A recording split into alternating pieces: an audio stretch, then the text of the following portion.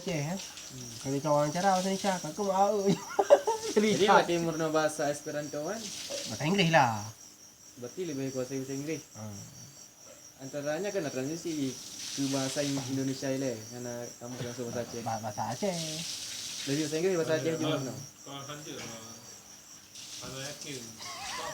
kalau yakin ke dia Indonesia kadang Malay dengan Dengan nama le. Mana Kalau presentasi lin tekankan mudok bahasa Aceh hatinya.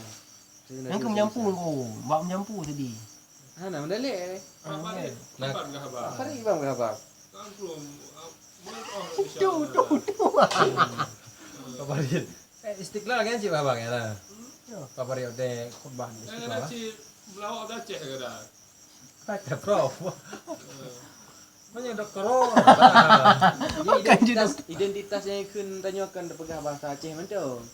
Ada awak Jawa, ada awak Nyan, bunduk je tetap. Makan je bahasa Indonesia. Makan je doktor. Tadi kita lihat ni. Ada dokter orang. Dia